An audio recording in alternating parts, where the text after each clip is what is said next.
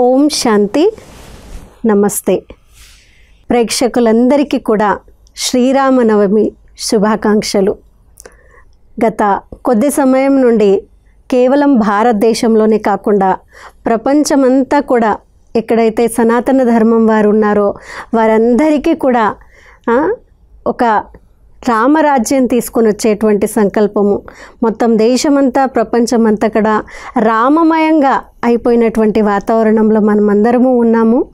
మరి మనము మన జీవితాన్ని శ్రీరాముల వారి లాంటి ఆదర్శ పురుషుడిగా మనం తయారు చేసుకున్నట్లయితే సీతమ్మ వారు ఆదర్శ స్త్రీగా చెప్పడం జరిగింది. అంటే వారి యొక్క గుణగణాలని చూసినట్లయితే ఆదర్శ పురుషుడు లాంటి గుణాలు, మరి అలాంటి వ్యక్తిత్వం ఉన్నటువంటి వ్యక్తులు ఎక్కడైతే ఉన్నారో ఆ ప్రపంచమంతా కూడా రామరాజ్యము అనబడుతుందన్నమాట. దాన్నే స్వర్గము అని అనొచ్చు, లేదు వైకుంఠము అని అనొచ్చు. అలాంటి ప్రపంచాన్ని ఈ సృష్టిపైకి తీసుకొని వచ్చేటువంటి బాధ్యత కేవలం పరమాత్ముడిది ఒక్కరిదే కాకుండా మనందరి బాధ్యత కూడా. ఎందుకంటే మనము మన జీవితాన్ని అలాంటి రాముల వారిలాగా అన్ని గుణాలు అన్ని శక్తులతో నిండుగా తయారు చేసుకుని ఎలాంటి పరిస్థితులు వచ్చినా కానీ వాటిల్లో మనం అచంచలంగా దృఢంగా స్థిరంగా ఉంటూ ముందుకు వెళ్ళినప్పుడే మన జీవితం ఒక రామమయంగా అవుతుంది. మనమే ఒక ఆదర్శ పురుషుడైనటువంటి రాముల వారిలాగా తయారయ్యేటువంటి ఒక దృఢ సంకల్పాన్ని తీసుకుందాము. మరి శ్రీరామనవమిని ఎలా జరుపుకోవాలి అనేటువంటిది ఈ ఇంటర్వ్యూ కూడా చూద్దాము. అందరికీ నమస్కారం. మన భారతదేశంలో శ్రీరాముడు మరియు రామరాజ్యం యొక్క మహత్వం ఎంతో గొప్పగా ఉంటుంది. మన భారతదేశంలో ప్రతి ఊర్లో కూడా శ్రీరాముని మందిరం ఉంటుంది. అలానే రామాయణం తెలియని వారు కూడా ఉండరు. రామాయణం అంటే రాముడు నడిచిన దారి. అయోధ్య నుండి లంకా నగరం వరకు చేసిన ప్రయాణమే రామాయణ మహాకావ్యం. రామాయణంలో ఉన్న ఆధ్యాత్మిక వివరణలు ఈరోజు మనం బ్రహ్మకుమారి వసంతక్కయ్య గారి నుండి తెలుసుకుందాం. నమస్కారం అక్కయ్య గారు. నమస్తే అండి. అక్కయ్య గారు, ముందుగా మీకు శ్రీరామనవమి శుభాకాంక్షలు. మీకు కూడా శ్రీరామనవమి శుభాకాంక్షలు. అలాగే మన బంధువులందరికీ కూడా, మిత్ర పరివారం అందరికీ, విశ్వంలో ఉన్నటువంటి వారందరికీ కూడా ఈ శ్రీరామనవమి సందర్భంగా మీ అందరి జీవితము ఎంతో ఆనందంగా ఉన్నతంగా ఉండాలనేటువంటి శుభ సంకల్పంతో శ్రీరామనవమి శుభాకాంక్షలు. అక్కయ్య గారు, మన భారతదేశంలో రామ అనే పేరుకి చాలా గొప్ప మహత్వం ఉంది. అవును. ఉదయాన్నే లేస్తూ కూడా చాలామంది రామనామాన్ని జపం చేస్తూ ఉంటారు. అలానే దారిలో వెళ్తూ వెళ్తూ కూడా రామ్ రామ్ అంటూ పలకరించుకుంటూ ఉంటారు. రాముడికి ఇంత గొప్ప మహత్వం రావడానికి గల కారణం ఏమిటి అక్కయ్య గారు? చాలా మంచి ప్రశ్న. రాముడికి చాలా మంచి పేరు మన భారతదేశంలోనే కాకుండా విశ్వంలో చాలా చోట్ల కూడా ఉంది. వాస్తవంగా చూసినట్లయితే రాముడు అని ఎవరినైతే అంటున్నామో ఆ పర్సనాలిటీ గురించి మళ్ళీ తెలుసుకుందాము. కానీ రామ అనేటువంటి శబ్దానికి అర్థం ఏంటి అంటే సంస్కృతంలో రమింప చేసేటువంటి వారు అని. అంటే మనస్సుకి ఆనందాన్ని ఉల్లాసాన్ని కలిగించేటువంటి వారు అని అర్థము. సో అలాంటి వారిని రాముడు అని అనటం జరుగుతుంది. సో ఎవరైతే అందరి మనసులకి ఆనందాన్ని ఇస్తారో, సంతోషాన్ని రమింపచేస్తారో వారిని రాముడు అని అనటం జరుగుతుంది.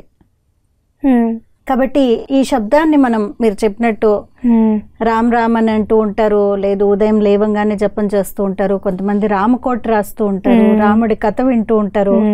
ఇలా రాముడి యొక్క కాంటెక్స్ట్లు మనం జీవితంలో చాలా చూస్తూ ఉంటాము. నిత్యం రామజపం చేస్తూ ఉంటారకే చాలా మంది మన భారతదేశంలో చూసినట్టయితే. రాముడికి అంత గొప్ప మహత్వం రావడానికి కానీ లేకపోతే అంత ప్రాముఖ్యత రావడానికి గల కారణం ఏమిటి అక్కయ్య గారు? మీరు చెప్పినట్టు వాస్తవంగా రామరాజ్యం అని అనటం జరుగుతుంది. అసలు చూసినట్లయితే ఇది ఒక జీవితం గురించి ఎలా చెప్పాలి అనేటువంటిది నేను ఆలోచిస్తూ ఉన్నాను. ఎందుకు అనంటే మనము రామరాజ్యము అని అంటున్నాము. వాస్తవంగా రాముడి జీవితం చూసినట్లయితే సక్సెస్ఫుల్గా ఉందా అంటే ఆయన ఒక ప్రయాణంలో చాలా ఒడిదుడుకులే చూశారు. అవును. సో అదే నేను అంటూ ఉండేది, వాస్తవంగా ఆయన పుట్టినప్పటి నుంచి మొత్తం రామాయణ కథ అంతా చూస్తే కూడా వాస్తవంగా ఆయన యొక్క లైఫ్ ఏదైతే ఉందో చాలా అన్సక్సెస్ఫుల్. అవునా? ఎందుకు అనంటే పేరుకైతే పెద్దవాడు, కానీ పుట్టిన వెంటనే చాలా రకాలైనటువంటివి చూపించడం జరిగింది. పుట్టింది కూడా ఏ విధంగా, వాళ్ళకి పిల్లలు పుట్టలేదు కానీ ఎలా పుట్టారు అనేటువంటిది చూసాము. మరి కొంచెం పెద్దగా అయిన తర్వాత, పెళ్ళైన తర్వాత ఒక యంగ్ వైఫ్ ని తీసుకుని అడవుల్లోకి వెళ్ళటము, తండ్రిని కోల్పోవడము, ఆ తర్వాత అపోహల్లోకి రావడము, భార్యని ఎత్తుకొని పోవడము, ఆ తర్వాత మళ్ళీ తినే అడవుల పాలు చేసేయడము, పిల్లలు పుట్టినప్పుడు కూడా తనకెవరో తెలీదు. అసలు యాక్చువల్లీ చూసినట్లయితే ఇది సక్సెస్ఫుల్ లైఫ్ గా ఉందా? అన్ని ఎక్కువ కష్టాలే ఉన్నాయి. కానీ మనము ఎంత సక్సెస్ఫుల్ గా ఉండేటువంటి దేవీ దేవతల రాజ్యమైన వాళ్ళ మాటలు చెప్పుకోవట్లేదు, కేవలం రామరాజ్యం అని అంటున్నాం. ఎందుకని అని అంటే వాస్తవంగా ఎన్ని పరీక్షల సమయాల్లో, ఈ అన్ని కష్టాల సమయాల్లో కూడా రాముడి యొక్క స్థితిగతులు ఎలా ఉన్నాయి అనేటువంటిది చూడాలి మనం ఇక్కడ. ఆయన స్థితి ఎప్పుడు చంచలంలోకి వెళ్ళకుండా స్థిరంగా ఉన్నాడు, ఎప్పుడు బాధపడలేదు.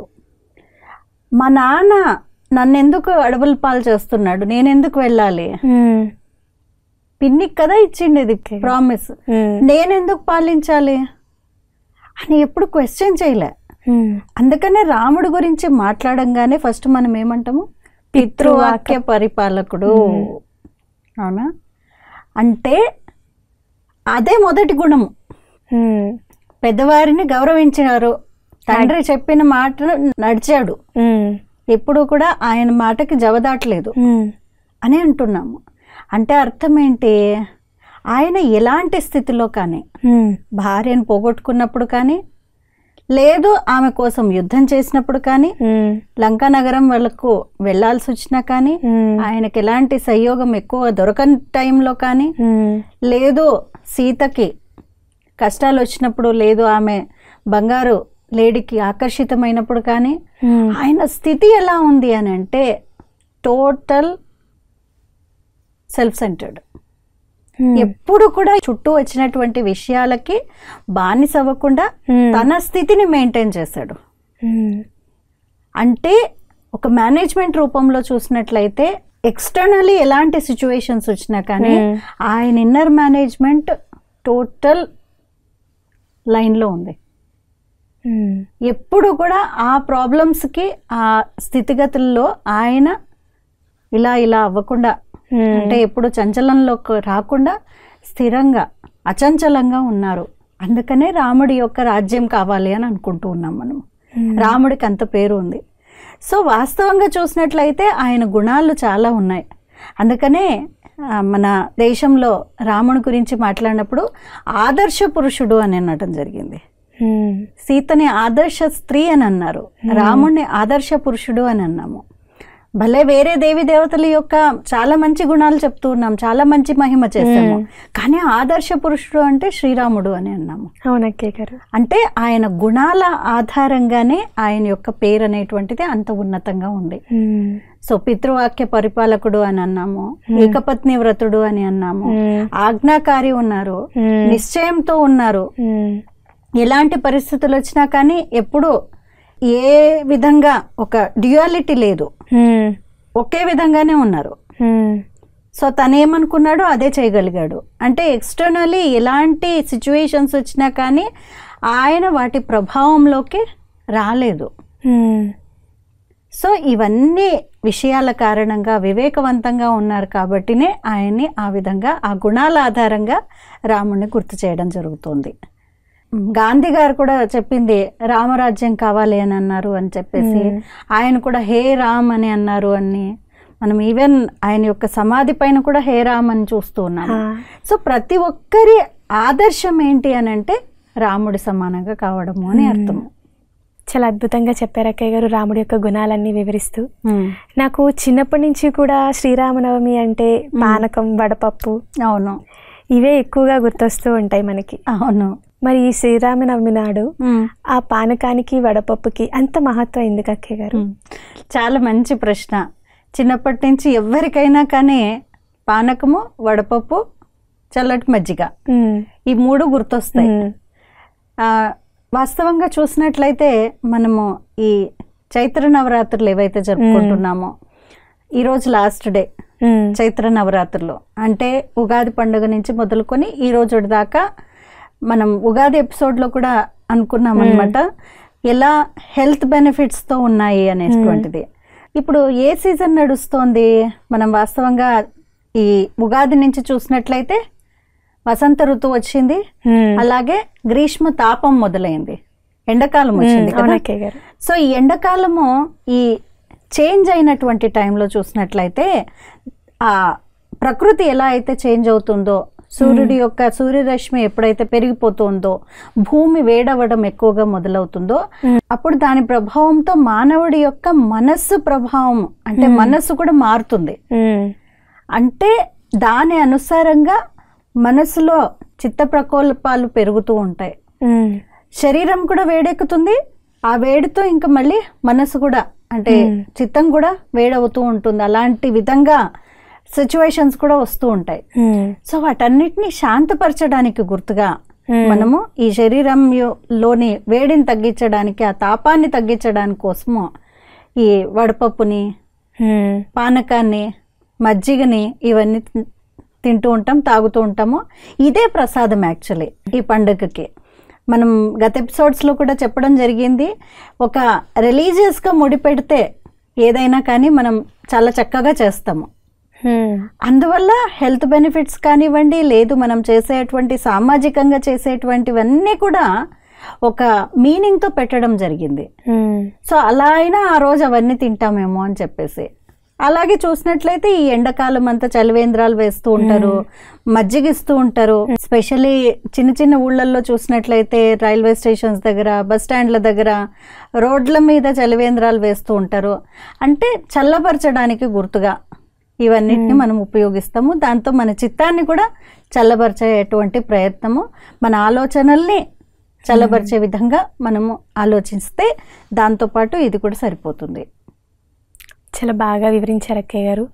ఆ పానకం వల్ల మన ఆరోగ్యానికి అలానే మన స్థితికి కూడా, ఫిజికలీ అండ్ మెంటలీ కూడా ఎలా ఉపయోగపడుతుంది అనేది చాలా బాగా వివరించారు. అక్కయ్య గారు, ఈ ఉగాది తర్వాతన శ్రీరామనవమి జరుపుకుంటున్నాం. అవును. అంటే కొత్త సంవత్సరం వచ్చిన తర్వాత రామరాజ్యం జరుపుకుంటున్నాం, రాముడి గురించి.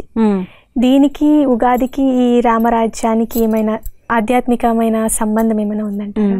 వాస్తవంగా చూసినట్లయితే అన్ని సీక్వెన్స్ ఆఫ్ ఫెస్టివల్స్ చూసినట్లయితే ఇంతకుముందు మనము శివరాత్రిని జరుపుకున్నాము, అంటే శివుడు అవతరించినటువంటి సమయము. ఆ తర్వాత ఆయన వచ్చి జ్ఞానం యొక్క రంగుని మన పైన జల్లుతున్న దానికి గుర్తుగా హోలీ పండుగను జరుపుకున్నాము. దాంతో మన జీవితం అనేటువంటిది కొత్తగా మారుతుంది, దానికి గుర్తుగా ఉగాది జరుపుకున్నాము. మళ్ళీ మన జీవితాన్ని ఒక ఆదర్శప్రాయంగా తయారు చేసుకోవడానికి గుర్తుగా ఇప్పుడు శ్రీరామనవమిని జరుపుకుంటూ ఉన్నాము. ఇలా లైన్ గా అన్నిటికీ ఆధ్యాత్మికత అనేటువంటిది ముడిపడే ఉంది. మనం ఏవైతే పండుగలు చేసుకుంటున్నామో వాటన్నిటితో పాటు మరి ఈ రామాయణము అనేటువంటిది రకరకాల కాంటెక్స్ట్లలో అనడం జరుగుతూ ఉంటుంది. మన ఇళ్లలో కూడా ఎప్పుడైనా ఏమన్నా విషయాలు కింద మీద అయ్యాయి అనుకోండి, పెద్ద రామాయణం చేస్తున్నారు అంటారు, రాద్ధాంతం చేస్తున్నారు అని, ఇంటింటికి రామాయణం ఉంటుంది. సో ఈ రామాయణము అనేటువంటిది వాస్తవంగా చూసినట్లయితే ప్రతి ఒక్కరి దగ్గర, ప్రతి ఒక్కరి లోపల జరుగుతూ ఉంది. అండ్ ఎవ్రీ టైం కాన్స్టాంట్లీ ఉంది, రోజంతా జరుగుతూనే ఉంది లోపల. మీరు స్టార్టింగ్ లోనే అన్నారు, రాముడి యొక్క నడిచినటువంటి బాటనే రామాయణము అని అన్నారు. సో రాముడు ఆ పరిస్థితుల్లో ఎలా నడిచారు అనేటువంటిది. సో వాస్తవంగా చూసినట్లయితే ఈ రామాయణము అనేటువంటిది, రాముడు అని అంటే రమింపచేసేవాడు అని, ఆయన హిస్టరీని చూసినట్లయితే వారి యొక్క తండ్రి ఎవరైతే ఉన్నారో దశరథుడు అని అన్నాము కదా. సో దశరథుడు అని అంటే ఎవరు? దశ అంటే 10, అంటే 5 కర్మేంద్రియాలు, 5 జ్ఞానేంద్రియాలు ఏవైతే ఉన్నాయో వాటన్నిటినీ అధిరోహించినటువంటి వాడు. అంటే వాటికి బానిస అవ్వకుండా అన్నిటిపైన విజయాన్ని పొందినటువంటి వాడు దశరథుడు. ఓకే. అవి రథంలో ఎలా అయితే గుర్రాలు అటు ఇటు వెళ్తూ ఉంటాయో ఇలా ఈ 10 డైరెక్షన్లెస్ వెళ్తూ ఉన్నాయి. కానీ వాటన్నిటినీ తన యొక్క అధీనంలో పెట్టుకున్నటువంటి వాడు అలాంటి రాజు ఆయన దశరథుడు. మరి అలాంటి వారికి అంటే ఎవరైతే సెల్ఫ్ సావరెన్గా ఉంటారో, స్వయం పైన సార్వభౌమాన్ని సాధించి ఉంచుకుంటారో వారికి 3 ఎప్పుడు తోడుంటారు. అందుకనే 3 ధర్మపత్నుల్ని చూపించడం జరిగింది. మొదటి వారు చూసినట్లయితే కౌసల్య, అంటే కుశలత్వం ఉండేటువంటి ఆమె. అవునా? అంటే షీ స్కిల్ఫుల్ ఇన్ ఎవ్రీథింగ్. ఎవరైతే సెల్ఫ్ సావరెనిటీ అనేటువంటిది తెస్తారో, సార్వభౌమాధికారం స్వయం పైన చేస్తారో అలాంటి వారు అన్నిట్లో కూడా స్కిల్ఫుల్గా ఉంటారు. రైట్? అంటే అదొక టాలెంట్, అదొక ఆర్ట్ అన్నమాట. రెండో పత్నిగా చూపించడం జరిగింది కైకేయి. అంటే చాలా చక్కగా మంచి గుణాలతో ఉండేది ఆమె. మళ్ళీ కథ రామాయణం తయారైందే తన దగ్గర నుంచి, అది వేరే విషయము. కైకేయి అందరితో కూడా మంచిగా ఉంటూ మరి తను భర్త చెప్పిన విధంగా లేదు, భర్తను తన గ్రిప్లో పెట్టుకున్నటువంటి ఒక మంచి ఇంటలెక్చువల్ అన్నమాట. మూడో వ్యక్తి సుమిత్ర, అంటే అందరితో మిత్రత్వ భావం ఉండేటువంటి వారు.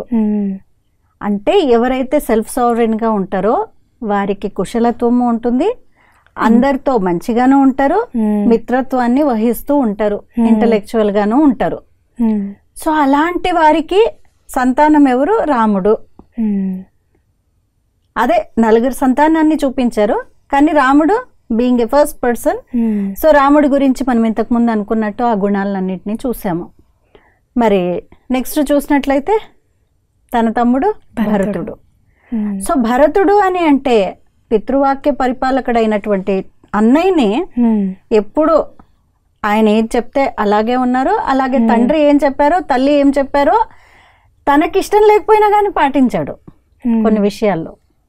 అందుకనే మనం భరతుడు రాముడి పాదుకలు పెట్టి రాజ్యం చేసినట్టు చూపిస్తూ ఉన్నాము. అంటే తనకిష్టం లేకపోయినా కానీ తల్లిదండ్రుల మాటల్ని ఎప్పుడు కూడా జవదాటలేదు. లక్ష్మణుడు అంటే లక్ష్య సిద్ధిని ప్రాప్తించినటువంటి వారే లక్ష్మణుడు. శత్రుఘ్నుడు ఎలాంటి శత్రు భయం లేనటువంటి వారు, అలాంటి వారు శత్రుఘ్నులు. అంటే ఎవరికైతే సెల్ఫ్ సావరెనిటీ ఉంటుందో కుశలత్వము, బుద్ధిబలము మరియు మిత్రత్వ బలము అన్నీ ఉంటాయో వారికి 4 ప్రాప్తిస్తాయి. సో కేవలం ఒక కథలాగా చేసుకోవడం ఒకటే కాదు, దాని నుంచి what is the learnings behind that festival, ఇది చాలా ఇంపార్టెంట్. ఎందుకు అని అంటే ప్రతి పండుగ వస్తుంది, ఆ ఒకరోజు మనం వైభవంగా జరుపుకుంటాము, మళ్ళీ అయిపోతుంది.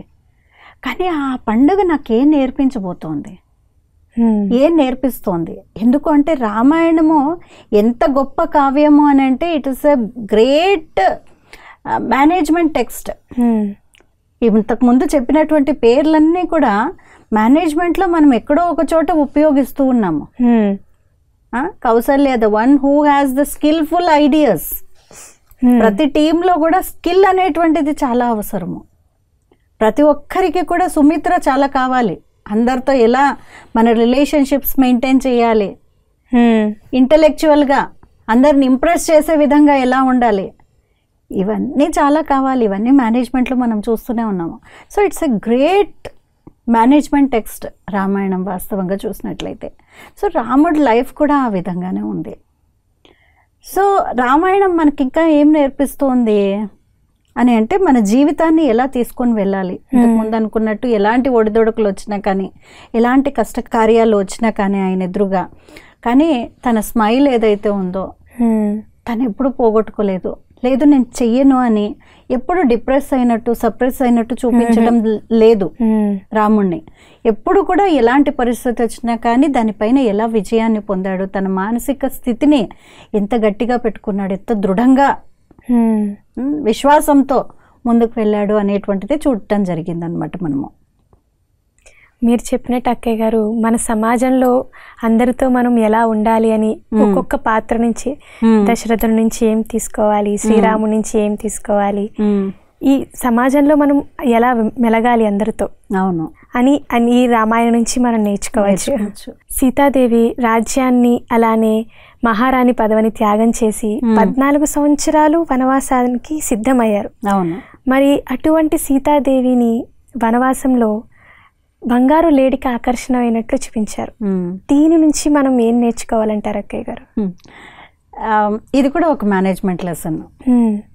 ఎందుకు అనంటే సీత అని అంటే ధరిత్రి పుత్రి అని అన్నాము. భలే అక్కడ తల్లిదండ్రుల్ని చూపించినా కానీ సీత పుట్టింది ఎవరికి? భూదేవి యొక్క పుత్రిక అని అన్నాము. అంటే భూదేవి అంటే పంచతత్వాలతో తయారైనటువంటిది ఈ భూమి. అంటే ఈ దేహం అనేటువంటిది భూదేవితో అంటే పంచతత్వాలతో తయారైనటువంటి సీత లాంటిది కదా. సో దీంట్లో రకరకాల ఫీలింగ్స్, ఎమోషన్స్ అన్నీ ఉంటాయి. కానీ రాముడిని ఎలా అయితే ఆదర్శ పురుషుడు అని అన్నామో, సీత కూడా ఆదర్శ స్త్రీగా చూపించడం, ఆదర్శ నారిగా చూపించడం జరిగింది. అనంటే తను ఎలాంటి ఫీలింగ్స్, ఎమోషన్స్ వచ్చినా కానీ భర్త ఏ విధమైనటువంటి దారిలో నడిచాడో అదే దారిలోనే వచ్చింది. యంగ్ వైఫ్ తను ఇప్పుడే పెళ్లి చేసుకొని వచ్చింది. అత్తారింటికి రాగానే పట్టప్రాణి అయినా కానీ వనవాసానికి పంపించాలి అని అంటే తను చెప్పొచ్చు, నేను రాను, నీకు కదా శిక్ష ఉండేది, నీకు కదా మీ అమ్మ చెప్తూ ఉండేది రాజ్యం చేయకూడదు, సో నువ్వు వెళ్ళు. కానీ తను తన భర్త అడుగుజాడల్లోనే నడిచింది కదా.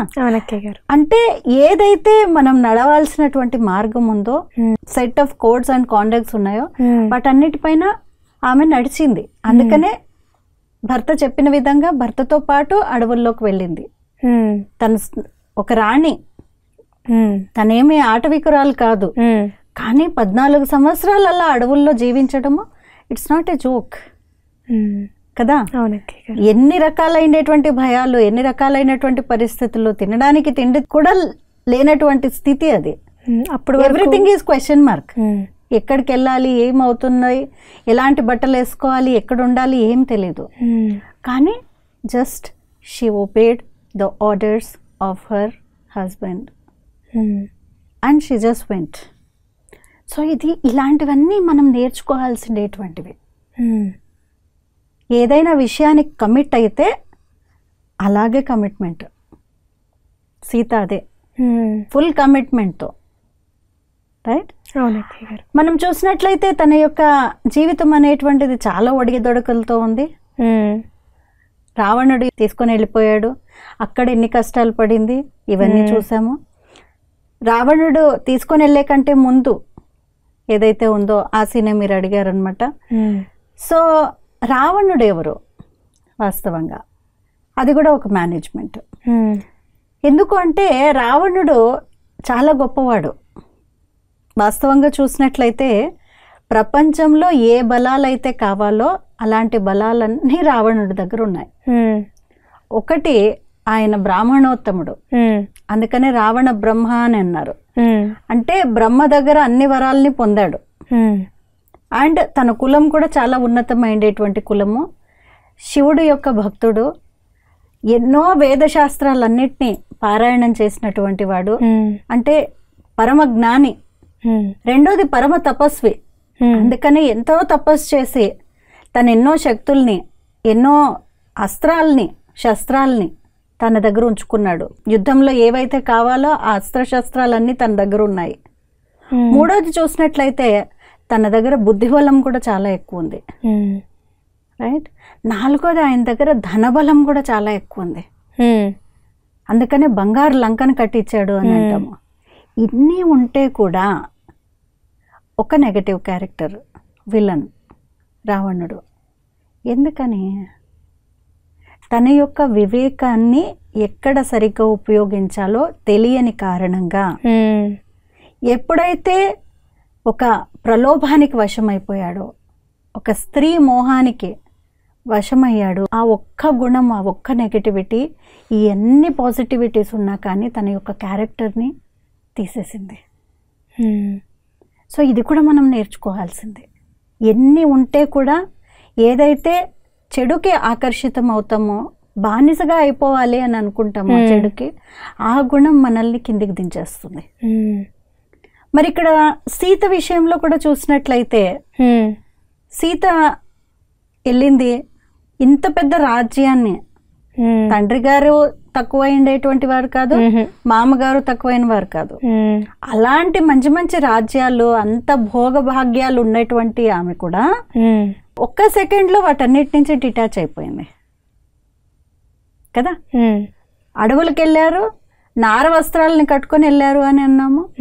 అంటే ఏమీ లేనటువంటి స్థితిలో కూడా తన యొక్క సంయమనాన్ని ఎప్పుడు పోగొట్టుకోకుండా వెళ్ళింది అని. కానీ ఇక్కడ నెక్స్ట్ చూస్తున్నాము, ఒక బంగారు లేడికి వశమైపోయింది అని. ఇంత భోగభాగ్యాలు, సిరి సంపదలు ఉండేటువంటి ప్రపంచము, అలాంటి రాజ్యానికి పట్టప్రాణి మరి ఇక్కడ బంగారు లేడికి ఎలా వశమైంది? వాస్తవంగా చూసినట్లయితే ఈ కథ మనకి ఏం నేర్పిస్తుంది? సో వశమైన తర్వాత బంగారు లేడి అంటే రావణుడి యొక్క ఒక ఆకర్షణీయమైనటువంటి రూపము. చెడు ఒక ఆకర్షణీయంగా వస్తుంది, చాలా టెంప్టేషన్గా ఉండే విధంగా, ప్రలోభానికి లోన్ చేసే విధంగా వస్తుంది మన దగ్గర కూడా. ఎందుకంటే మనందరము ధరిత్రి పుత్రికలు, మనందరము సీత రూపంలో చూసినట్లయితే మనం కూడా ఎన్నో రకాలైనటువంటి ప్రలోభాలకి లొంగిపోతూ ఉంటాము కొన్నిసార్లు. అప్పుడు ఏమవుతుంది? అది ఫస్ట్ తప్పు, సీత చేసినటువంటి మొదటి తప్పు, దానికి వశమైంది. రాముడు కాషన్ చేశాడు, సీత నీకు అది తగదు, అది రైట్ కాదు, అది భ్రమ అని చెప్పినా కానీ తను లేదు నాకు అదే కావాలి అని మొండి పట్టింది. అవునా? చలో నీకు కావాలి కదా నేను తెచ్చి పెడతాను. సో రాముడు వెళ్ళాడు మళ్ళీ జింక వెనకాల. మరి ఆ తర్వాత పిలుపులు వినిపించాయి, లక్ష్మణ లక్ష్మణ అని కొద్దిసేపు తర్వాత. సో లక్ష్మణుడు చెప్పాడు, అమ్మా నువ్వు నా తల్లి స్వరూపం, నువ్వు అది అన్నయ్య మాట్లాడినటువంటి మాటలు కాదు, ఇది మాయా రావణుడు చేస్తున్నటువంటి భ్రాంతుల్లో తీసుకొని వస్తున్నాడు, నమ్మకు నువ్వు. సో సీత ఏం చెప్పింది? లేదు నీకు చెడు దృష్టి ఉంది నా పైన, అందుకనే మీ అన్నయ్య చావు బతుకుల మధ్యలో ఉన్నాడు, పిలుస్తూ ఉంటే కూడా నువ్వు వెళ్ళలేకుండా పోతున్నావు అని. ఇక్కడ రెండో తప్పు చేసింది. అంటే వాళ్ళ భర్త రాముడు ఎవరైతే ఉన్నాడో ఆయనకి ఫుల్ శక్తివంతుడు, పరాక్రమశాలి ఆయన. ఆయన యొక్క శక్తిని శంకించింది, ఆయన చావు బతుకుల మధ్యలో ఉన్నాడు అని. అండ్ ఈయనకి కూడా శంకిస్తోంది లక్ష్మణుడు. అంటే లక్ష్యాన్ని వదిలేసింది. లక్ష్మణుడు అంటే లక్ష్య సిద్ధి ప్రాప్తించినటువంటి వాడు. సో లక్ష్యాన్ని వదిలేసి మనము ఆ టెంప్టేషన్స్లోకి ఎప్పుడైతే వెళ్తామో, పరమాత్మ రాముడు వచ్చి చెప్తూ ఉన్నాడు మీకు ఇది తగదు అని, కానీ వాటిని పెడచెవిన పెట్టేసి మనం పక్కనకి వెళ్ళిపోతాం, మనం డీవియేట్ అయిపోతాం మన మార్గం నుంచి. ఆ సమయంలో తప్పుల మీద తప్పులు చేస్తూ ఉన్నాము. మళ్ళీ ఇంకో తప్పు కూడా చేసేసింది. లక్ష్మణుడు వేసినటువంటి గీత ఏదైతే గీసి వెళ్ళాడో, అమ్మా తల్లి నువ్వు ఈ గీతను దాటి రాకు, నువ్వు ఎట్లాంటి పరిస్థితిలో ఉంటే కూడా ఇది లక్ష్మణ రేఖ. తనేం చేసింది? మాయా రావణుడు వచ్చి భిక్ష అడిగినప్పుడు ఆ గీత దాటింది. దాటంగానే తన పతనం అనేటువంటిది జరగడం మొదలైంది.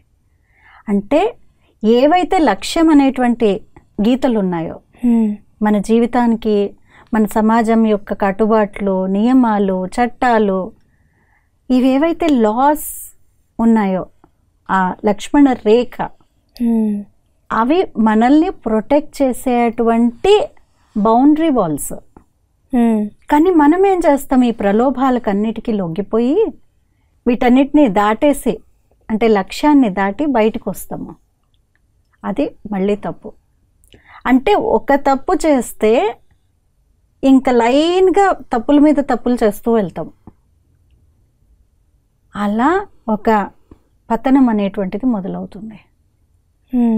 సో అప్పుడు రావణుడికి బానిసగా అయిపోయింది. రావణుడితో పాటు తనని తీసుకొని వెళ్ళిపోయాడు. కానీ ఇక్కడ గుడ్ థింగ్ ఏంటి అని అంటే తనను ఎప్పుడు టచ్ చేయలేకపోయాడు రావణుడు. ఎందుకు అంటే భూమాత పవిత్రత చిహ్నము, శుద్ధత్వానికి చిహ్నము. సో సీత కూడా పవిత్రత చిహ్నము. సో తన లోపల ఉన్నటువంటి పవిత్రతను ఎప్పుడు కోల్పోలేదు. అందుకని రావణుడు టచ్ కూడా చేయలేకుండా పోయాడు. తన ముందు ఒక గడ్డిపోచ సమానంగా చూసింది తనని, తన భోగభాగ్యాలన్నీ గడ్డిపోచలాగా చూసింది అని విన్నాము. కానీ ఒక తప్పు చేసిన దానికి కారణంగా తను ఇంకా అలాంటి శిక్ష అనేటువంటిది లేదు, అలాంటి జీవితం అనేటువంటిది కొనసాగించాల్సి వచ్చింది. సో ఇలా చూసినట్లయితే రకరకాల మీనింగ్స్, రకరకాల బిహేవియర్స్, రకరకాల మానసిక స్థితులు లేదు పరిస్థితులు వచ్చినప్పుడు మనం ఎలా ఉండాలి అనేటువంటిది నేర్పించినటువంటి టెక్స్టే ఈ రామాయణ మహాకావ్యము. సో శ్రీరామనవమి 2 రకాలుగా చేస్తూ ఉంటారు. ఒకటి శ్రీరాముడి యొక్క పుట్టినరోజు సందర్భంగానూ చేస్తారు, రెండోది సీతమ్మ వారు మరి రాముడు వారి యొక్క కళ్యాణం కూడా చేస్తూ ఉంటారు. వాస్తవంగా మన సైడ్ ఎక్కువగా అంటే దక్షిణ భారతదేశంలో చూసినట్లయితే కళ్యాణోత్సవం చాలా ఎక్కువ జరుగుతూ ఉంటాయి. ప్రతి శ్రీరామనవమికి కూడా అన్ని ఊళ్ళల్లో కళ్యాణోత్సవాలు చేసుకుంటూ ఉంటారు.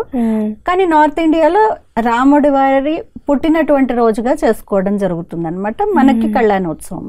సో ఏదైనా కానీ మన జీవితంలో మంచి మార్గంలో నడవాలి అనేటువంటిది ఆదర్శాన్ని ఒక సెట్ చేసినటువంటి ఆదర్శప్రాయుడు శ్రీరాముడు అనమాట. చాలా అద్భుతంగా చెప్పారు అక్కయ్య గారు. మన జీవితంలో వచ్చే పరిస్థితుల్ని మనం ఎలా ఎదుర్కోవాలి, ఎదుర్కొని ఎలా నిలబడాలి అని రామాయణం ద్వారా చాలా అద్భుతంగా చెప్పారు. అలానే రాముడి గురించి విన్నాం, సీత గురించి విన్నాం. మీరు చెప్పినట్టు రావణాసుడు మహాశివభక్తుడు. అవును, ఆయనకి 10 తలలు చూపించారు. అసలు మామూలుగా అయితే ఏ మనిషికి కూడా 10 తలలు ఉండవు. అలా ఎందుకు చూపించారు రావణుడికి 10 తలలు? అవును, సో మీరు అడిగినట్టు 10 తలలు ఉండేటువంటి మానవులు ఎవరు ఉండరు. ఒక తలకే తలనొప్పి వస్తేనే తట్టుకోలేకపోతున్నాము. మరి రావణాసురుడికి పాపం 10 తలలకు ఒకేసారి తలనొప్పి వస్తే ఆయన ఎలా తట్టుకుంటాడు? సో 10 తలలు ఉండేటువంటి వాళ్ళు అష్టభుజధారి దుర్గాదేవిని చూపించాము, 8 చేతులు చూపించాము, లేదు గణేశుడి చేతిలో 4 భుజాలు చూపించాము, మహావిష్ణువుకి 4 భుజాలు చూపించాము. ఇలా ఎవరైనా ఉంటారా వాస్తవంగా అని అంటే మన లైఫ్లో సింబాలిజమ్స్ 10 తలలు ఉండేటువంటి వారు వాస్తవంగా ఎవరు ఉండకపోవచ్చు. అసలు బ్యాలెన్స్ ఎలా కుదురుతుంది అది కూడా ముఖ్యం కదా. So may not be the real character. So ఆ క్యారెక్టర్కి సింబాలిజం ఏంటి? వాస్తవంగా మానవుడిలో ఈరోజు పంచవికారాలు చాలా ప్రకోపించి ఉన్నాయి కదా. స్త్రీలలో పంచవికారాలు ఉన్నాయి, పురుషుల్లోనూ పంచవికారాలు ఉన్నాయి. పంచవికారాలే కాకుండా దాని వెనకాల చాలా రకాలైనటువంటి ఇంకా వికారాలు ఉన్నాయి.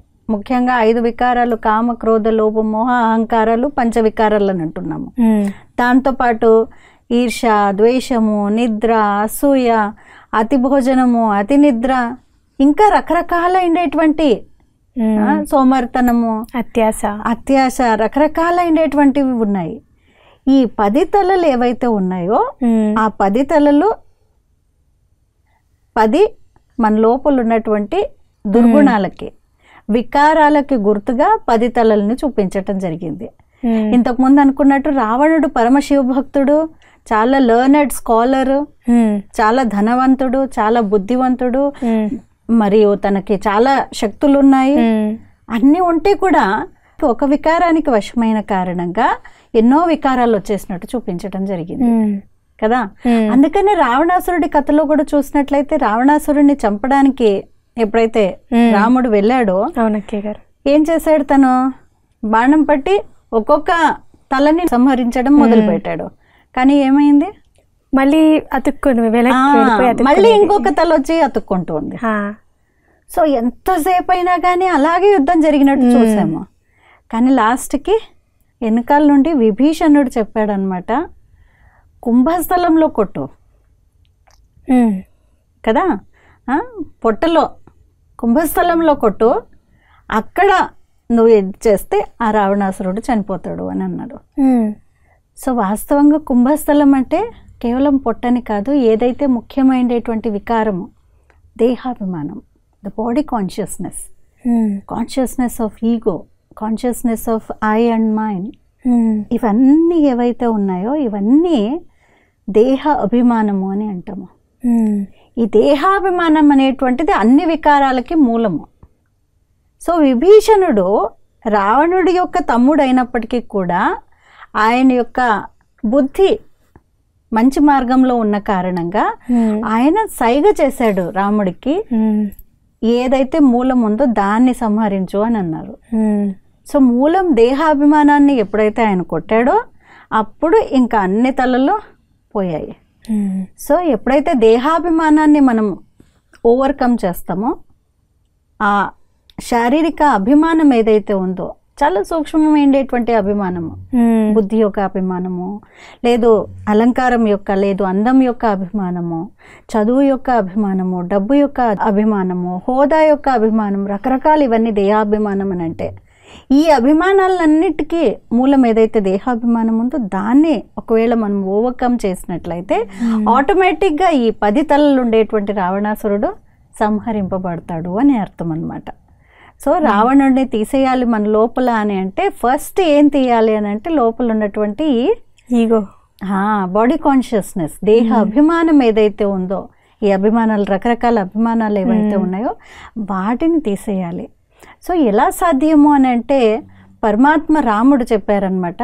ఏమని చెప్పారు అని అంటే, వాస్తవంగా ఎప్పుడైతే మిమ్మల్ని మీరు అర్థం చేసుకుంటారో, ఒరిజినల్ సెల్ఫ్ ఏదైతే ఉందో ఆత్మ, సో దాన్ని ఎప్పుడైతే మీరు అర్థం చేసుకుంటారో అప్పుడు పరమాత్ముడిని స్మృతి చేసినట్లయితే ఈ అభిమానం అనేటువంటిది తొలగిపోతుంది అని అన్నారు. సో దాన్నే మనం మెడిటేషన్ అని అనడం జరుగుతుంది.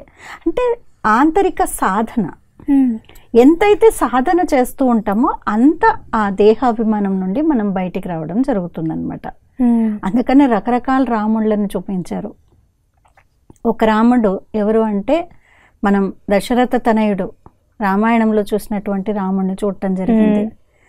రెండో రాముడు ఎవరు అని అంటే పరమాత్ముడిని కూడా రాముడు అని అనటం జరిగింది. వాస్తవంగా మీరు అడిగినట్టు మొదట్లో అడిగారు రాముడు అంటే అర్థం ఏంటి అని. రమ్మింప చేసేవారు, అందరి హృదయాలకే ఆనందాన్ని ఇచ్చేవాడు అని అర్థము. సో ఆ రాముణ్ణి ఎప్పుడైతే మనం తలుచుతామో అప్పుడు మన లోపల ఉన్నటువంటి వికారాలన్నీ పోతాయి. అప్పుడు మనం సరైనటువంటి బాటలు నడవగలుగుతాము. ఆయన కూడా రాముడు అని అనొచ్చు, పరమాత్మ రామ. మూడో రాముడు హిందీలో ఒక శ్లోకం ఉంటుందన్నమాట, ఘటఘటమే పసారా అని. అంటే ఘటం అని అంటే తల, ప్రతి ఒక్కరిలో ఉండేటువంటి వాడు అని. అంటే అర్థం ఏంటి? ఆత్మ, ప్రతి ఒక్కరిలో ఉండేటువంటిది ఆత్మ. అందుకనే ఆత్మ రాముడు అని అన్నారు. వాస్తవంగా ఆత్మ రాముడు అంటే ఈ ఆత్మని కూడా రాముడు అని అనొచ్చు. సో మనం ఏదైతే రామాయణ మహాకావ్యంలో విన్నటువంటి కథ ఉందో ఈ ముగ్గురు రాముళ్ళు ఉన్నారు దాంట్లో.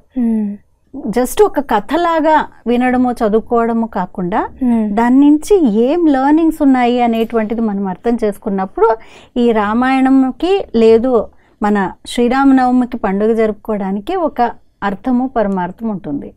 లేదు అంటే ప్రతి సంవత్సరం శ్రీరామనవమి జరుపుకుంటాము కానీ మనం ప్రతి సంవత్సరం రామాయణం వింటాం కానీ దాన్ని ఆచరణలో పెట్టము కదా. సో ప్రతి ఒక్క క్యారెక్టర్కి రామాయణంలో చాలా మీనింగ్ ఉందండి. ప్రతి క్యారెక్టర్కి ఉంది. అలాగే రావణాసురుడి తమ్ముడు గురించి మనం మాట్లాడినప్పుడు విభీషణుడు, మండోదరి కూడా మంచి క్యారెక్టర్గా చూపించడం జరిగింది. రావణ ప్రపంచంలో ఉన్నారు వాళ్ళిద్దరూ, కానీ సత్యమైనటువంటి మార్గంలో నడిచారు. అందుకనే తను కాషన్ చేసింది, నీకు ఇది తగదు అని భార్య చెప్పింది, మండోదరి చెప్పింది, నువ్వు చేస్తున్నటువంటిది రైట్ కాదు అని. కానీ తను వినలేదు. అంటే ఎప్పుడైతే మనం ప్రలోభాలకు లోనవుతామో, లేదు 10 తలలు ఉండేటువంటి రావణాసురుడి లాగా మన యొక్క నేచర్ని తయారు చేసుకుంటామో అప్పుడు ఎవరైనా చెప్పినా కానీ పెడచెవిన పెట్టేస్తాం. అదే కుంభకర్ణుని చూసినట్లయితే కుంభకర్ణుడు కూడా ఒక నెగటివిటీకి రూపము. కుంభకర్ణుడు 6 నెలలు తింటాడు, 6 నెలలు నిద్రపోతాడు అని. సో ఎవరైనా ఉంటారా అసలు 6 నెలలు తినేవాళ్ళు, 6 నెలలు కంటిన్యూస్గా 6 నెలలు తినడం, 6 నెలలు నిద్రపోవడం అనేది ఉండదు, ఎక్కడ ఉండదు. సో వాస్తవంగా కొంతమంది జీవితం ఎట్లా ఉంటుంది అంటే ఒక పర్పస్లెస్గా ఉంటుంది. తిని పడుకోవడము, లేదు అత్యాశ, అతి నిద్ర, అతి భోజనము, ఇవన్నీ కూడా వికారాలే. సో ఇవన్నిటికీ గుర్తుగా కుంభకర్ణుడు అంటే ఏది చెప్పినా కానీ చెవిలోకి వేసుకోలేకపోతుండటము. అంటే జ్ఞానం అనేటువంటిది లేదు, రైట్ మార్గం అనేటువంటిది చెప్పినా కానీ మనం అది పెడచెవి పెడుతున్నాము అంటే మనం కుంభకర్ణుని యొక్క నిద్రలో నిద్రింపబడినట్టు కదా. సో ఇవన్నీ కూడా క్యారెక్టర్స్ అన్నీ మనకి చాలా నేర్పిస్తున్నాయి. మీరు అన్నట్టు రావణుని రాజ్యంలో మండోదరి, అలానే ఆయన తమ్ముడు విభీషణుడు కూడా ఉన్నా కానీ మంచి మార్గాన్ని ఎన్నుకున్నారు. ఇప్పుడు మనం కూడా ఈ రావణి రాజ్యంలోనే ఉన్నాం. పూర్తి కలియుగం అంతా కూడా మనం కూడా వారిలాగా మంచి మార్గాన్ని ఎన్నుకోవాలి అంటే రాముడిలాగా రాముడిలో ఉన్న గుణాలని మనలో అలవర్చుకోవాలి. అవును, మన జీవితంలో తీసుకొని రావాలంటే మన యొక్క ఆలోచనలు కావచ్చు, మాటలు కావచ్చు, కర్మలు కావచ్చు, మన దృష్టికోణం కావచ్చు, ఏ దాంట్లో అయినా కానీ ఒక రాముడు లాంటి మంచి గుణాలు, సుగుణశీలి అని అన్నాము అంటే ఆయన క్యారెక్టర్ సుగుణాలతో ఉండేటువంటి శీలము అని అంటే క్యారెక్టర్ అని అర్థము. సో రాముడు కానీ సీత కానీ సుగుణశీలి అని అన్నామంటే మంచి గుణాలతో ఉన్నటువంటి క్యారెక్టర్స్ అవి. సో అలాంటి క్యారెక్టర్స్ని మన లోపల తీసుకొని రావాలి. కాబట్టి రామాయణము అని అంటే వాస్తవంగా ప్రతి ఇంట్లో మనం స్టార్టింగ్లో అనుకున్నట్టు రామాయణం మా ఇంట్లో జరుగుతోంది అన్నట్టు అంటున్నాము. సో ప్రతి ఒక్కరిలో కూడా ఈ రామాయణం కంటిన్యూస్గా నడుస్తుంది, యుద్ధం అనేటువంటిది నడుస్తూనే ఉంది. ప్రతి ఒక్కరిలో కూడా రాముడి క్యారెక్టర్స్ ఉన్నాయి, రావణుడి క్యారెక్టర్స్ ఉన్నాయి. సో మనం దేన్ని పోషిస్తూ ఉన్నాము, దేని యొక్క విజయం అనేటువంటిది ఉంటుంది అనేటువంటిది అది మన చేతిలో ఉంది. సో ఎప్పుడైతే రాముడి యొక్క గుణాలను మన లోపల ఎన్హాన్స్ చేస్తూ ఉంటామో అప్పుడు రాముడి యొక్క విజయం జరుగుతుంది, రావణాసురుడి యొక్క పతనం అనేటువంటిది జరుగుతుంది. ఇదే అసలైనటువంటి రామాయణము. సో మన లోపల రాముడి యొక్క గుణాలను అలవర్చుకోవడము. రావణుడి యొక్క గుణాలను అలవర్చుకుంటూ ఉంటే పతనం అయిపోతాము. ఇంకా చాలా సూక్ష్మంగా మనకు తెలియకుండానే రావణి గుణాలు వచ్చేస్తూ ఉంటాయి, లైక్ సీతాదేవిని చూపించిన. రైట్. సో అలాంటి టెంప్టేషన్స్ వచ్చినప్పుడు కూడా మన పైన మనకు ఒక కాన్ఫిడెన్స్ అనేటువంటిది లేదు, మన పైన నిశ్చయం ఉండాలి. I have to be very alert, జాగరూకతతో ఉండాలన్నమాట. అప్పుడే నేను అలర్ట్గా ఉన్నప్పుడే నేను చేస్తుండేది రైటా రాంగా అనేటువంటిది అర్థమవుతుంది. లేదు అంటే సీత ఎలా అయితే ప్రలోభాలకు లోనైపోయి తప్పుల మీద తప్పులు చేసిందో అలా మనం కూడా చేసేస్తాము. అప్పుడు లక్ష్మణ రేఖను దాటేస్తాము అంటే కష్టాల పాలైపోతాం, రావణాసురుడి యొక్క చెరలోకి వెళ్ళిపోయినట్టు అవుతుంది అనమాట. రాముడి యొక్క లైఫ్లో మనం చూసినట్లయితే శివధనుస్సు గురించి కూడా చెప్పడం జరిగింది. శివధనుస్సుని ఎంతో మంది ట్రై చేశారు ఎత్తడానికి, కానీ ఎవరు ఎత్తలేకపోయారు. లాస్ట్కి రాముడే ఎత్తాడు అని విన్నాము. సో వాస్తవంగా శివధనుస్సు అని అంటే ఏంటి? ఆ ధనుస్సు అనేటువంటిది ఒక భగవంతుడు చెప్పినటువంటి మార్గము. ఎలా అయితే ఆ బాణం వేసాము అని అంటే స్ట్రైట్గా వెళ్తుంది, అలా పరమాత్ముడి మార్గం అనేటువంటిది ఏదైతే ఉందో, పరమాత్ముడు చెప్పినటువంటి బాట ఏదైతే ఉందో దానిపైన సత్యంగా నడవాలి అని అంటే మనము రాముడు లాంటి గుణాలని మన లోపల అవలంబించినప్పుడు అది అలాంటి శివధనుస్సును కూడా ఎత్తాడు అని చెప్పడం జరిగింది అనమాట. చాలా అద్భుతంగా చెప్పారు అక్కయ్య గారు. రామరాజ్యం కావాలి అంటే రాముడు గుణాలు అలవర్చుకోవాలి అని మనం అండ్ ప్రతి ఒక్కళ్ళు రాముడిలాగా తయారు కావాలి, మన గుణాలని అలా తయారు చేసుకోవాలి. అప్పుడే రామాయణం.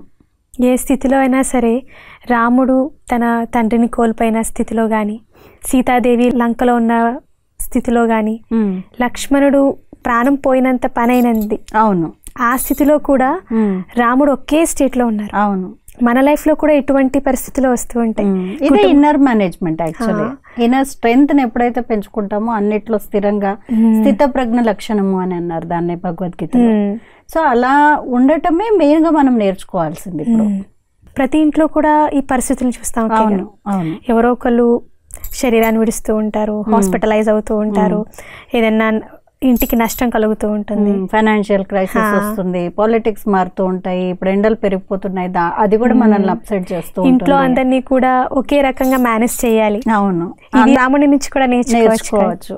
అవును. అండ్ అలాంటి పరిస్థితుల్లో మనం ఎలా ఉండాలి, ఎవరిని నొప్పించకుండా ఎలా మేనేజ్ చేయాలి, సంతృప్తి పరచాలి. అవును, మొత్తం సెల్ఫ్ మేనేజ్మెంట్ కావచ్చు, క్రైసిస్ మేనేజ్మెంట్ కావచ్చు, సెల్ఫ్ డెవలప్మెంట్ కావచ్చు, ఇవన్నీ కూడా మనం రామాయణం నుంచి నేర్చుకోవచ్చు. అవును, అన్ని మేనేజ్మెంట్ లెసన్స్ అన్ని దీంట్లో ఉన్నాయి.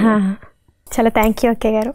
చాలా ధన్యవాదాలు. thanks అండి మీకు కూడా. మీ చాలా అమూల్యమైన సమయాన్ని మాకు కేటాయించి రామాయణంలో ఉన్న ఆధ్యాత్మిక వివరణలన్నీ అలానే మన లైఫ్లో ఎలా వాటిని అప్లై చేయాలి ఇవన్నీ కూడా మాకు ఈరోజు తెలిపినందుకు చాలా ధన్యవాదాలు అక్కయ్య గారు. మీకు కూడా చాలా థ్యాంక్స్ అండి. మరొకసారి మీకు కూడా అండ్ ప్రేక్షకులందరికీ కూడా ఈరోజు శ్రీరామనవమి శుభాకాంక్షలు. ఇటువంటి మరిన్ని ఆధ్యాత్మిక విషయాలన్నీ తెలుసుకోవడానికి శాంతి సరోవర్ హైదరాబాద్ యూట్యూబ్ ఛానల్ని సబ్స్క్రైబ్ చేయండి. అలానే ఈ వీడియోని లైక్ చేయండి, షేర్ చేయండి. నమస్తే.